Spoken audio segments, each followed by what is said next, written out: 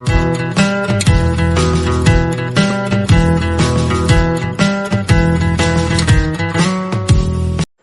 guys, welcome to Dopamine Career. Today we continue class 10 science chapter 1 types of chemical reaction. We have done in class 9 that during a chemical reaction atom of one element do not change into those another element, no two atom disappear from the mixture or appear from elsewhere. Actually chemical reaction involve the breaking and making of bond between atom to produce new substance.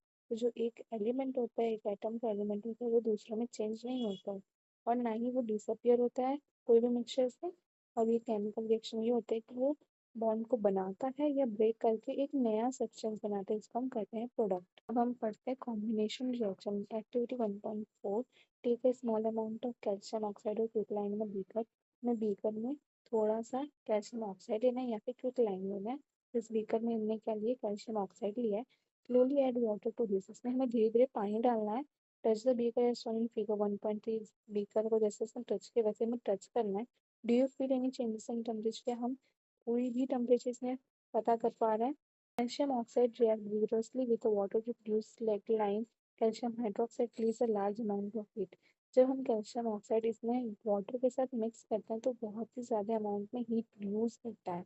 जैसे कि यहाँ पे chemical reaction लिखी हुई है CaO। ये मतलब S जो बता रहे हैं वो सॉलिड में बता रहे हैं कि वो सॉलिड फॉर्म में है। और ये कैल्शियम ऑक्साइड का फॉर्मूला है। इसको हम क्विक लाइन भी कहते हैं। और ये इसमें वाटर मिला रहे हैं जैसे इसमें धीरे धीरे करके ऐड कर रहे थे पानी, वही वो लिक्विड के फॉर्म में। ये बना लेते हैं सेकेंड लाइन जिसको हम CaOH2 कहते हैं और ये बन जाता है एक्वस फॉर्म में। इसमें पानी मिला है तो ये एक्वस फॉर्म में बन रहा है। In this reaction, calcium oxide and water combine to form a single product। इसमें क्या है, ये दोनों मिलके क्या कर रहे हैं एक सिंगल प्रोडक्ट बना रहे हैं। ये क्या हो गया, लेफ्ट हैंड साइड में हमें पता है रिएक्टर लिखते हैं, ये रिएक्टर में ये जो एरो दिया है वो प्रोसेस बताता है और ये जो है ये होता है प्रोडक्ट हमारा जो हम राइट हैंड साइड लिखते हैं। बट इसमें क्या बन रहा है एक सिंगल ही प्रोडक्ट बन रहा है। Such a reaction which is single product is formed from two or more reactors known as combination reaction।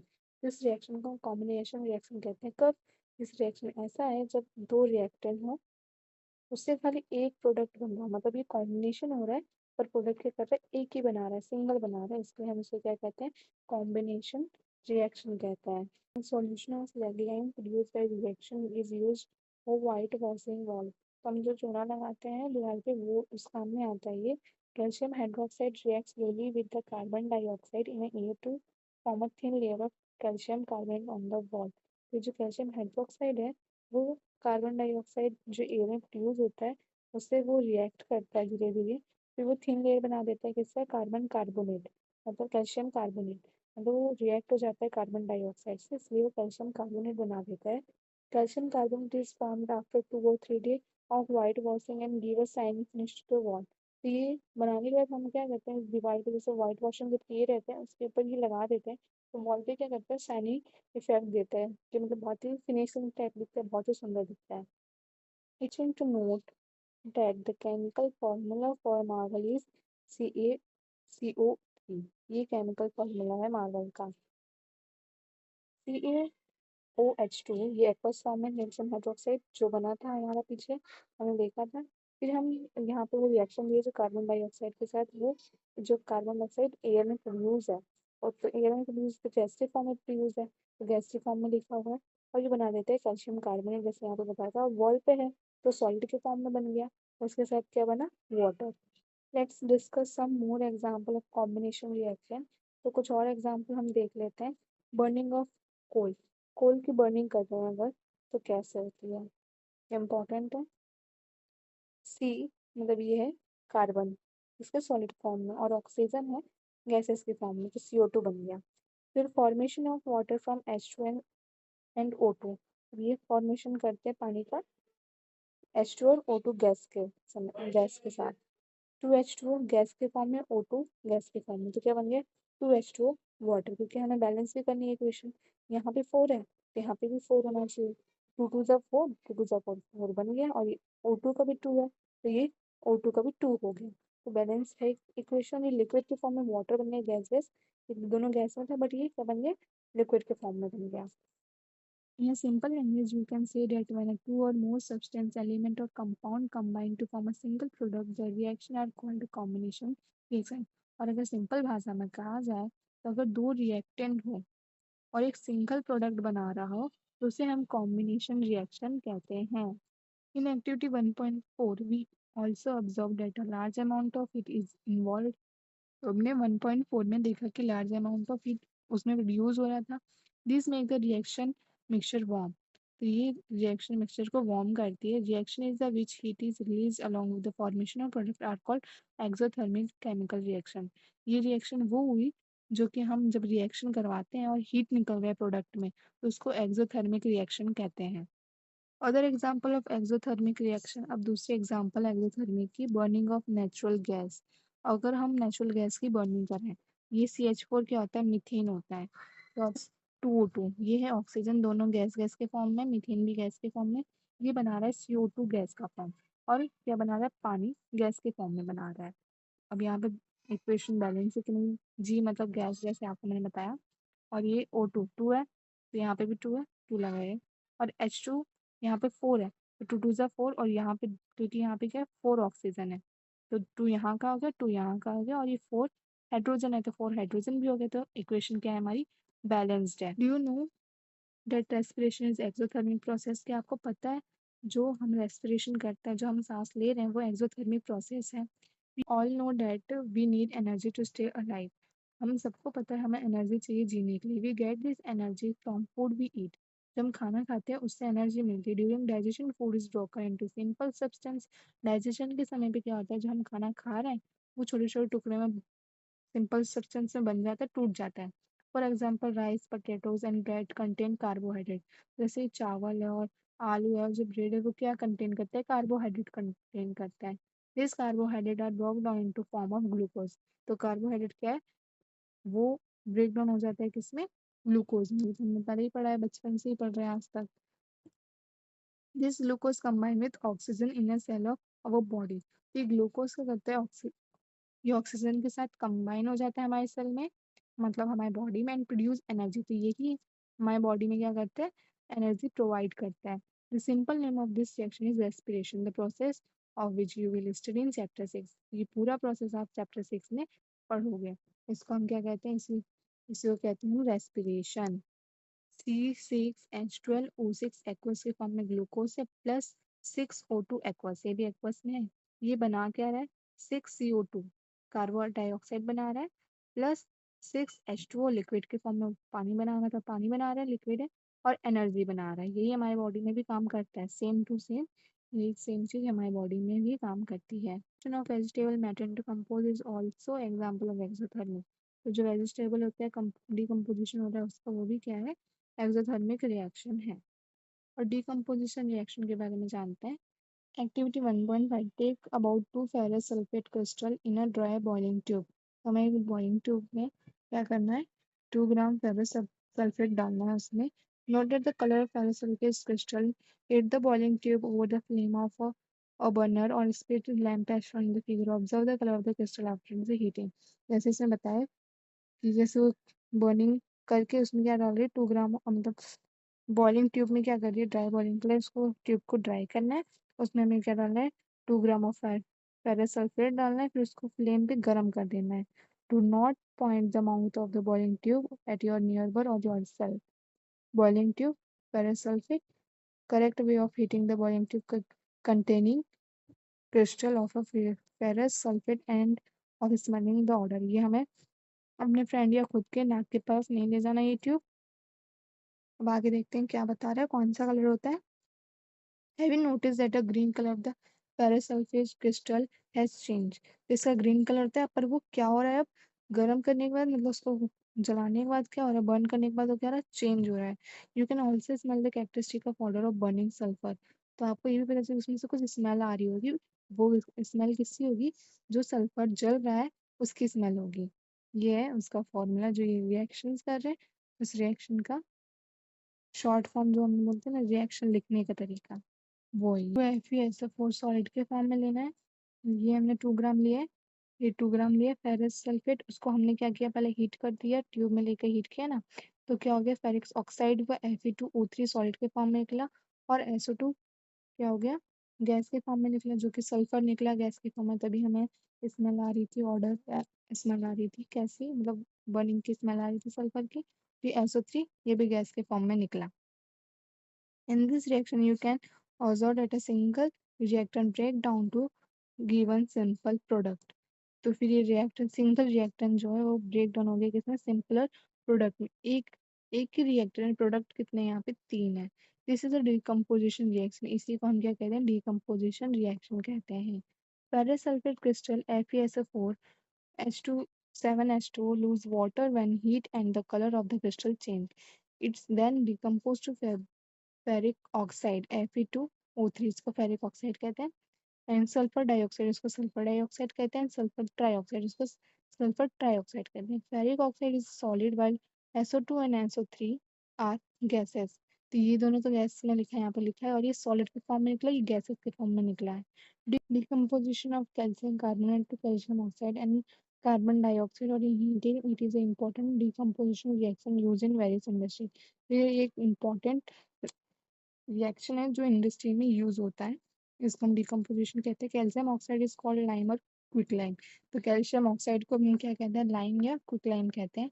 It is the many use of, one is manufacture of cement. तो ये इसके बहुत सारी uses, जैसे कि सीमेंट का manufacture करना।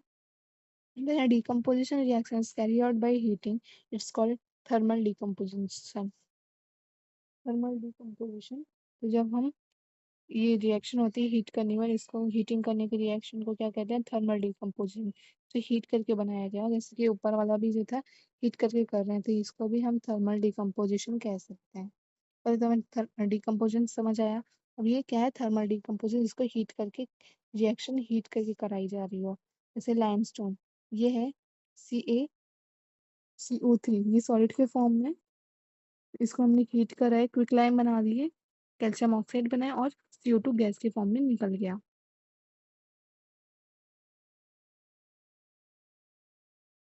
और दूसरा एग्जांपल दिया हुआ है थर्मल डिकम्पोजिशन में, कितना, activity 1.6, take about 2 gram lead nitrate powder in a boiling tube. तो हमें बॉइलिंग ट्यूब में 2 ग्राम क्या लेना है, लीड नाइट्रेट लेना है, लेड नाइट्रेट लेना है। Activity 1.6, take about 2 gram of lead nitrate powder in a boiling tube में 2 ग्राम lead नाइट्रेट लेना है। Holding the boiling tube with a pair of tongs and the heat its over a flame. तो इसको हमें ऐसे इससे पकड़ के, टेस्ट ट्यूब होल्डर से पकड़ के उसको हीट देना है। What do you observe, note down the changes if any. तो आपने क्या ऑब्जर्व किया है वो आपको बताना है। Observe the emission of brown fumes. तो आपने जो ऑब्जर्व किया होगा वो क्या होगा, कि ब्राउन फ्यूम्स निकल रहे होंगे उसमें से, ब्राउन ब्राउन कलर के, वो मतलब ऊपर से धुआं जो निकलता है वो निकल रहा होगा। This fumes are of the nitrogen dioxide. ये फ्यूम निकल रहा था वो किसका था, नाइट्रोजन डाइऑक्साइड का है। तो इसका रिएक्शन देख लेते हैं कैसी होती है। 2 PbNO ये लेड नाइट्रेट है, ये सॉलिड के फॉर्म में डाले 2 ग्राम हमने, फिर उसको हीट किए, तो लेड ऑक्साइड निकला 2 PbO। बैलेंस इक्वेशन करना है, इसलिए सॉलिड के फॉर्म में। ये नाइट्रोजन ऑक्साइड डाइऑक्साइड निकला 4NO2, और ऑक्सीजन भी साथ में निकला, ये दोनों गैस के फॉर्म में निकले, और सॉलिड के फॉर्म में, यही होता है डिकम्पोजिशन। और क्योंकि एक सॉलिड निकले और 2 गैस निकले, डिकम्पोजिशन रिएक्शन होता है। और थर्मल क्या होता है, जो हीट के प्रोसेस में कराई गई हो, वो थर्मल डिकम्पोजिशन रिएक्शन होता है। Let's perform some more decomposition reaction as given activity 1.7 and 1.8। अब हम और कुछ decomposition reaction के प्रोसेस करते हैं, देखते हैं, परफॉर्म करते हैं activities. Take a plastic mug, drill 2 hole in its base and fit rubber stopper in this holes. तो यहाँ पे हमें 2 होल करना है, इसमें हमें रबर स्टॉपर लगा देना है। Insert carbon electrodes in this rubber stopper as shown figure, ऐसे हमें कार्बन स्टॉपर लगा लेना है इसमें। Connect this electrode to a 6 volt battery. तो हमें इसको 6 वोल्ट की बैटरी में कनेक्ट कर लेना है।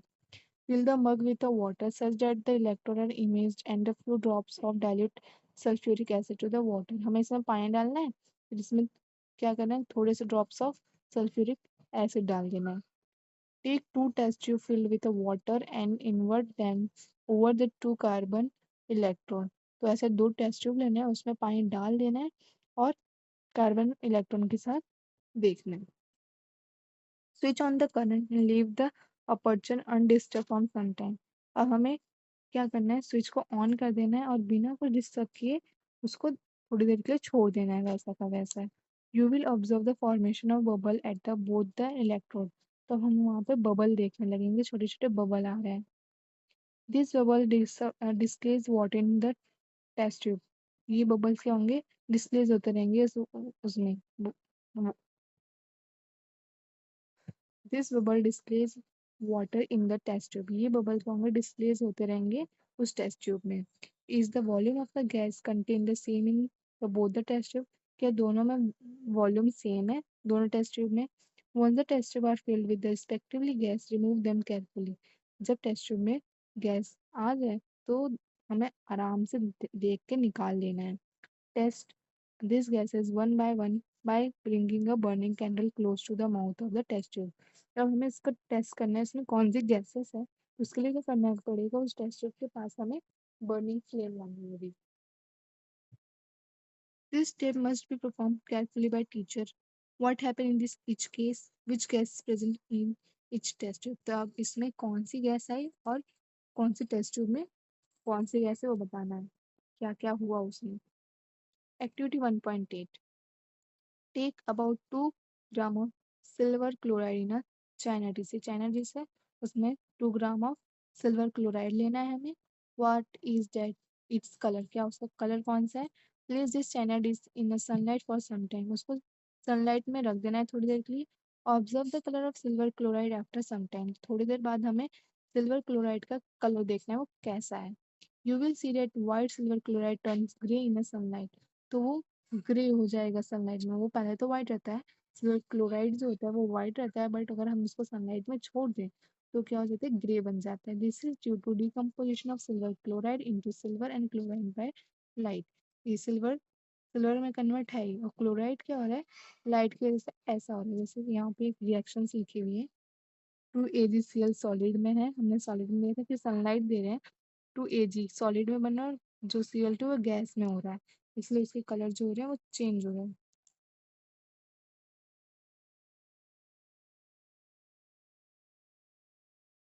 Silver bromide also behave in the same way. जैसे सिल्वर ब्रोमाइड है वो भी सेम ही वे में करते हैं, सेम वे ही है दोनों का। 2AgBr सॉलिड में लिया, उसको सनलाइट दी, 2Ag सॉलिड हो गया और Br2 क्या हो गया, गैस में कन्वर्ट हो गया।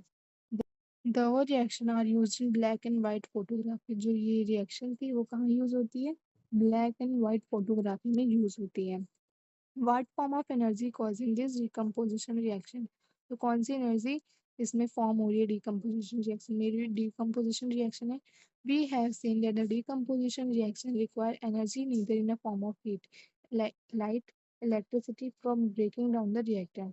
तो इसमें हमें कौन सी एनर्जी चाहिए, चाहे हीट की चाहिए, लाइट की चाहिए, इलेक्ट्रिसिटी की चाहिए, किसी की भी चाहिए कि वो क्या करे, रिएक्टेंट को तोड़ सके। Reaction in which energy is observe और नॉन एंडोथर्मिक रिएक्शन। और वो रिएक्शन वो होती है जो एनर्जी को ऑब्जर्व कर ले, वो एंडोथर्मिक रिएक्शन होती है। Displacement reaction. Activity 1.9, take 3 iron nail and clean them by the rubbing with the sand paper.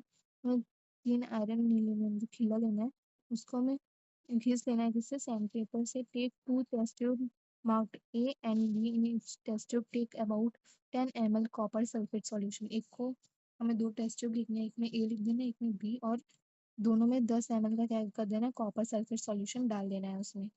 The two iron needle with a thread and then immerse them carefully in a copper sulfate solution test tube B for about 20 minutes. Keep one needle in aside from comparison. तो उसमें हमें क्या करना है, 2 iron नील डाल देना है, इसके साथ थ्रेड के साथ इस तरीके से दिखाया है इसमें। फिर उसको 20 मिनट तक लिए छोड़ देना है। After 20 minutes, take out one iron needle from the copper sulfate solution. तो 20 मिनट बाद में क्या करना है, एक ही निकालना है इसमें से। Compare the intensity of blue color of a copper sulfate solution test tube A and B. तब उन दोनों की कलर चेक करना है कि क्या कलर चेंज हुआ है कि कलर वैसा का वैसा ही है। Also compare the colour of iron nail dipped in a copper sulphate solution with one kept aside. जो हमने एक बचा ली थी, 3 नील ली थी, इसमें 2 ही डाली थी, एक बचाई थी। अब ये एक जो निकाले थे हमें उसको चेक करना है, जो आयरन का नेल कलर होता है, आयरन नेल का कलर होता है वो सेम है या कुछ डिफरेंट हुआ है। Aniline and copper sulfate solution compared before and after the experiment। ये टेस्ट ट्यूब ए है और ये जब हमने मिक्स किया था वो टेस्ट ट्यूब, दोनों के कलर में अंतर है। और ये आयरन नील में भी अंतर है, ये पहले ऐसे था अब वो ऐसा हो गया है कॉपर सल्फेट सॉल्यूशन में जाने के बाद। 20 मिनट रखा था उसके बाद। Why does the iron nail become brownish in color and the blue color of sulfate solution faded? अब ये बताओ कि जो आयरन नेल था वो ऐसे से ब्राउन कलर में क्यों बदल गया, और ये ब्लू कलर था मतलब सॉल्यूशन का जो कलर था उससे थोड़ा फीका फीका क्यों पड़ गया है। The following chemical reaction take in this activity. तो फिर इसमें क्या हुआ है, केमिकल रिएक्शन हुआ है। कौन सी केमिकल रिएक्शन हुई वो देखते हैं। ऐसे सॉलिड में लिए थे C U S O four aqueous, copper sulphate aqueous में लिए थे, ट्यूब में भरे थे हमने। फिर ये केमिकल रिएक्शन आगे बढ़ी, FeSO4 बना लिया इसने, आयरन सल्फेट कर लिया और कॉपर कॉपर सॉलिड में छोड़ दिया और ये एक्वस में ऐसा आयरन सल्फेट में। In this reaction iron has displaced और रिमूव्ड अनदर एलिमेंट। तो इसने क्या किया, ये खुद रिमूव किया, ये कुछ एलिमेंट उसने डिस्प्लेस किया है। Copper from copper sulphate solution, तो कॉपर क्या हो गया, कॉपर सल्फेट सॉल्यूशन में बदल गया। This reaction is known as displacement reaction. तो इसी रिएक्शन को क्या कहते हैं हम, डिस्प्लेसमेंट रिएक्शन, जो अपने अपने को रिमूव कर दे या डिस्प्लेस कर दे किसी और रिएक्शन में। जैसे कि इसमें क्या किया, कॉपर से कॉपर सल्फेट सॉल्यूशन में कन्वर्ट हो गया। Other other examples of displacement reaction, zinc zinc solid में लिए, कॉपर सल्फेट लिया एक्वस में, ये क्या हो गया, जिंक सल्फेट होगा और कॉपर ऐसे ही बना लिया। सेम रिएक्शन है, बस एलिमेंट चेंज है। इसमें पीबी मतलब लेड लिया है हमने, CuCl2 एक्वस, कॉपर क्लोराइड, ये क्या लेड क्लोराइड बना दिया, PbCl2, ये क्या copper. Zinc and lead are more reactive element than copper. तो जिंक और लेड क्या है, मोर रिएक्टिव इससे है कॉपर से। They displace copper from its compound, displace कर सकते हैं इसके कंपाउंड से। डबल डिस्प्लेसमेंट रिएक्शन, अब डिस्प्लेसमेंट हमने पढ़ लिया, अब डबल डिस्प्लेसमेंट रिएक्शन क्या होता है वो देखते हैं। Take about 3 ml of sodium sulphate solution tested.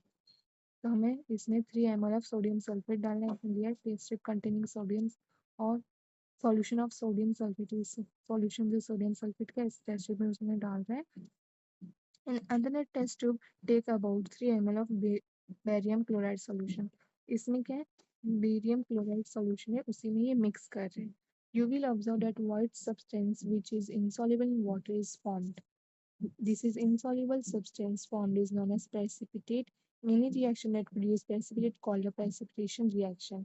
इसमें क्या है, ये जब सोल्यूशन डाल रहा है तो ये पानी में सॉल्युबल नहीं, मतलब ये पानी में नहीं सॉल्व हो रहा है, मतलब मिक्स नहीं हो रहा है उसमें, और ये पूरा व्हाइट व्हाइट कलर का रिएक्शन बना लिए, सब्सटेंस बना लिए, तो उसको क्या कहते हैं, प्रेसिपिटेट। जो सॉल्युबल नहीं हो पानी में उसको, इसको तो हम क्या कहते हैं, precipitate reaction.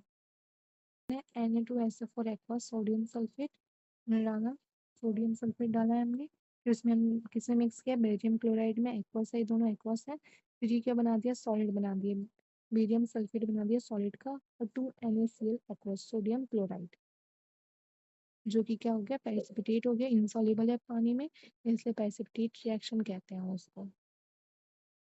What cause this white What caused this white precipitate of BSO4 is formed by reaction of SO4 2 minus and Ba2 plus. The other product of formed is sodium chloride which remain in the solution. Such reaction is in which there is a exchange of ion between the reactant are called double displacement. BSO4 कब बना है, जब SO4 2 minus and Ba2 plus reaction किया है। इसमें क्या हुआ, फिर सोडियम जो क्लोराइड है वो सॉल्यूशन में ही है, वो बाहर नहीं है, तो और आयन क्या हो गया, इन सब में एक्सचेंज हुआ है, ये दोनों का आयन जो एक्सचेंज हुआ है उसको हम डबल डिस्प्लेसमेंट रिएक्शन कहते हैं। Recall activity 1.2 where you have mixed the solution of lead nitrate and potassium iodine. What was the color of the precipitate formed? Can you name the compound precipitate? Write the balanced equation. Chemical reaction for this reaction is double chem displacement reaction, तो उसकी reaction हमें देखनी है. Additional reaction क्या होता है वो देखते हैं. Heat a china dish containing about 1 gram of copper powder. China dish लेना है, इसमें हमें कॉपर पाउडर डाल के इसको फ्लेम करने गरम करना है. What do you observe? तो आपने क्या ऑब्जर्व किया है? ये देखो ये वायर वायर गया था और ये इसका स्टैंड है, ये बर्नर है, ये चाइना डिश है जिसमें क्या है कॉपर पाउडर है. The surface of a copper powder become coated with a black copper oxide. जो कॉपर पाउडर इसके ऊपर जैसे ब्लैक ब्लैक ब्लैक ब्लैक एक कोटिंग आ गई है, ब्लैक कॉपर ऑक्साइड कहते हैं उसको. Why was this black substance formed? तो ये black substance बना कैसा और क्यों बना? This is because of oxygen is added to copper and copper oxide is formed. क्योंकि इसमें ऑक्सीजन ऐड हुआ. ये रिएक्शन है उसकी 2Cu plus O2.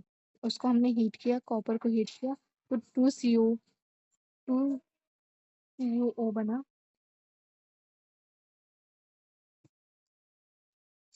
2Cu plus O2 को हीट करते हैं तो 2CuO बना. If the hydrogen gas is passed over this heat material CuO, the black coating of surface turn brown as the reverse reaction take place and copper is obtained.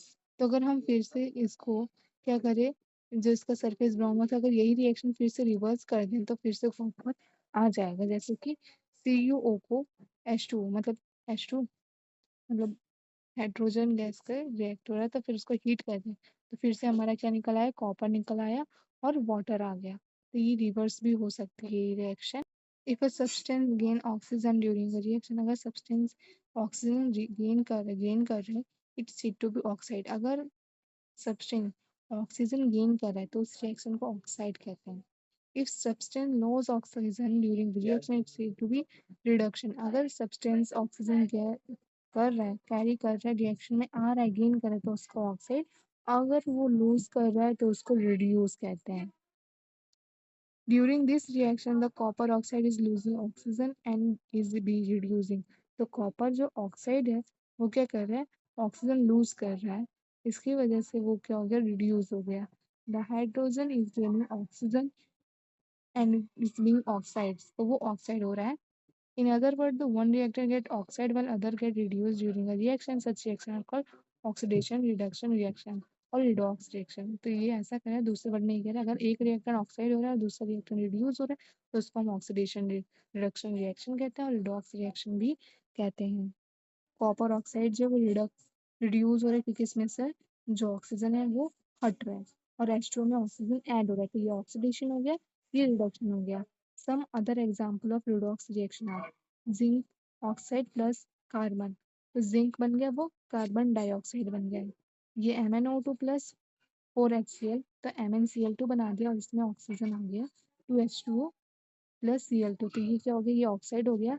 ये जो हो रहा है, ये जो हो रहा है रिड्यूस हो रहा है और ये जो हो रहा है ये ऑक्साइड हो रहा है. ये क्या हो रहा है, ऑक्साइड हो रहा है और ये क्या हो रहा है, ये रिड्यूस्ड हो रहा है. In this reaction, carbon monoxide to CO and ZNO is reduced to Zn. In this reaction, Cl is oxide to Cl2 where MnO2 is reduced MnCl. जैसे कि मैंने बताया, for the above example, we can say that if a substance gain oxygen or lose hydrogen during a reaction, if it is oxides, if a substance lose oxygen or gain hydrogen during reaction, it is reduced. अगर oxygen gain करता है और hydrogen loose कर रहा है तो उसको oxide कहते हैं. लूज कर रहे हैं और हाइड्रोजन गेन कर रहे हैं तो रिड्यूस्ड हुआ.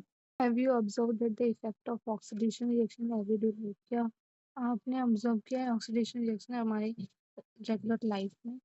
तो पहला है corrosion. You must have observed that iron articles are shiny when new. जब आयरन नया होता है तो वो चमकता रहता है but get coated with a radius brown powder when left for some time. फिर थोड़े दिन बाद वो पाउडर ऐसा गिरने लगता है ब्राउन ब्राउन कलर का. This process commonly known as rusting of iron. इसको रस्टिंग ऑफ आयरन कहते हैं. ये हमारे डेली लाइफ में हम देखते ही हैं. Some other metal also get टेंडिस इन दिस मैनर. इसी के तरीके से और भी मेटल्स हैं जो हो जाते हैं. Have you notice the colour of a coating formed on copper and silver? When a metal is attacked by a substance around it such as moisture, acid, etc., it's said to be corrode and this is also called a correlation. अगर कोई भी metal है उस पे कुछ भी acid moisture कुछ भी हो जाता है तो फिर उसके जो साइनिंग होती है वो भी कम हो जाता है, तो उसको भी कोरिलेशन कहते हैं हम। The black coating on silver and green coating on copper are other example of corrosion। तो जो ब्लैक कोटिंग होती है हम सिल्वर पे करते हैं और जो ग्रीन कोटिंग होती है हम कॉपर पे करते हैं, ये कोरिजन का एग्जाम्पल है। Corrosion cause damage to car body, bridge, iron nailing, ship, and to all other objects made of metal, especially those iron।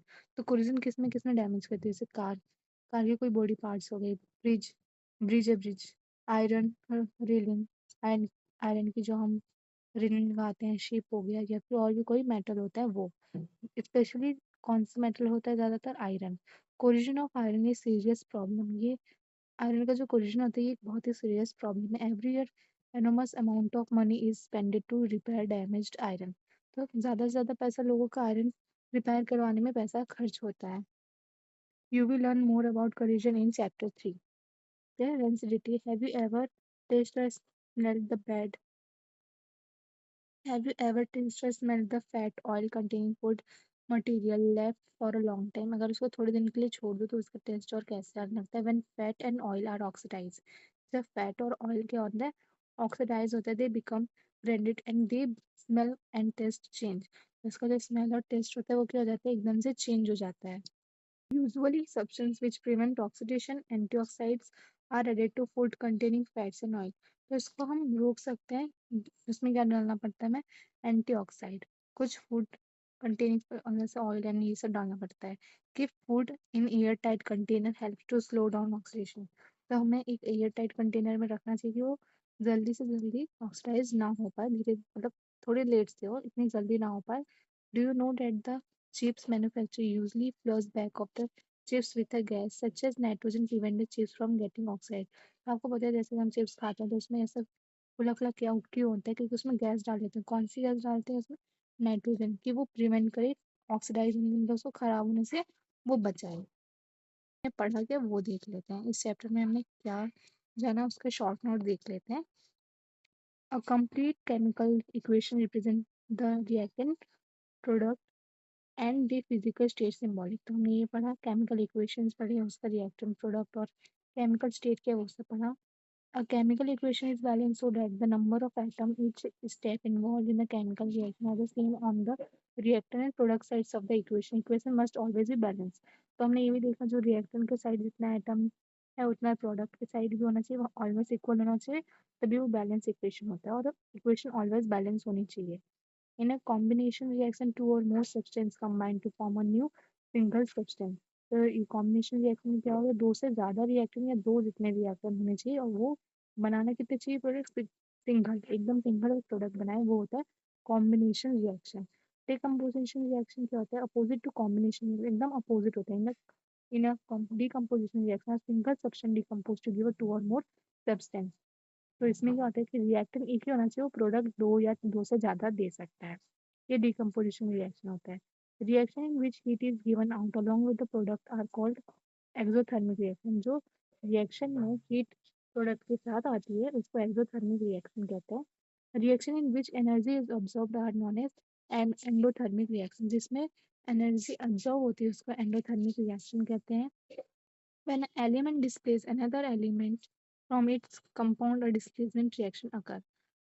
तो जिसमें डिस्प्लेस होती है उसको डिस्प्ले, जिसमें रिएक्शन डिस्प्लेस होती है, एलिमेंट डिस्प्लेस होता है उसको डिस्प्लेसमेंट रिएक्शन कहते हैं। टू डिफरेंट एटम और group of atom are exchange in a double displacement reaction. जिसमें एटम एक्सचेंज हो जाए, आयन एक्सचेंज हो जाए, उसको क्या बोलते हैं? डबल डिस्प्लेसमेंट रिएक्शन कहते हैं।